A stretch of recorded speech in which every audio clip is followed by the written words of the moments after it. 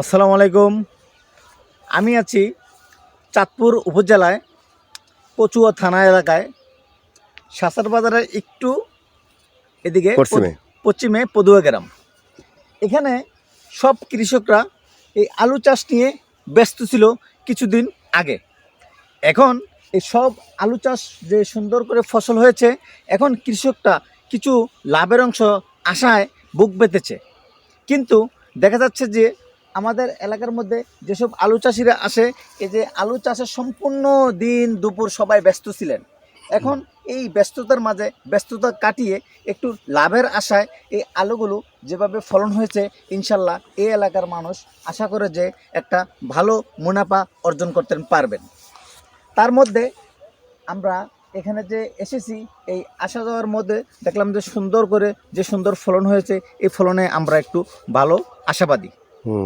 তো সরকারের কাছে আমাদের আকুল আবেদন, যাতে সার দোকানে পাওয়া যায় সেটাই আশা প্রত্যাশা করি। দেখা যাচ্ছে কি এখন বর্তমানে বিভিন্ন আসল সারের মধ্যে দেখা যায় কি নকল সারও এখানে উৎপাদন হচ্ছে, এবং নকল সারের কারখানা উৎপাদন হচ্ছে। নকল সারগুলা ভালো সারের মধ্যে মিশিয়ে দিচ্ছে।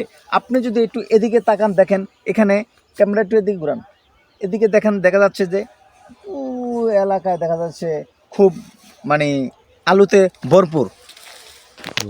ভরপুর দেখা যাচ্ছে কি দেখেন আপনারা যতটুকু তাকাবেন এতটুকু দেখা যাচ্ছে খুব আলুর চাহিদা।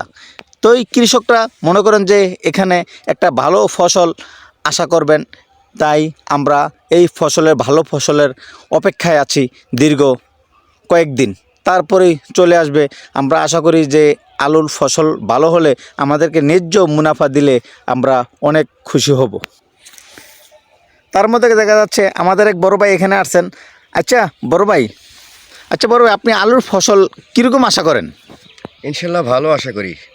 তো এখন আমরা চাই আমাদের দেশটা উন্নতি হোক। গেছে বছর যেভাবে আলুর মায়ের খেয়েছে মানুষ, এই বছর যেন এরকম আলুর মায়ের আর না খায়, আমরা এই আশা করি। আর যে নকল সারগুলো দিচ্ছে, যে নকল সারের ব্যাপারে আপনি কি বলবেন?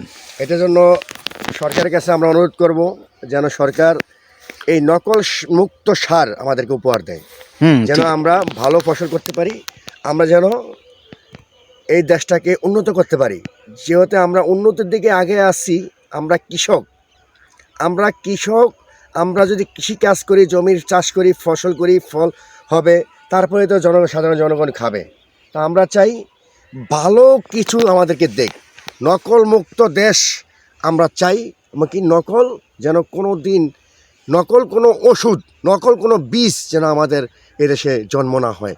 সেই জন্য আমরা সরকারের কাছে আকুল আবেদন করব যেন নকল সব কিছুই বন্ধ করে দেয়, ইনশাল্লাহ।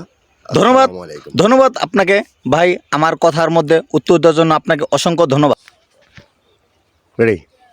তো যাক, আমাদের বড় ভাইয়ের কথা আমরা ভাষ্যকার উপর পেলাম। তাই নকল ঔষধ এবং নকল সার মুক্ত বাংলাদেশ গড়ুক আমাদের আশা প্রত্যাশা। ভালো থাকবেন, সুস্থ থাকবেন।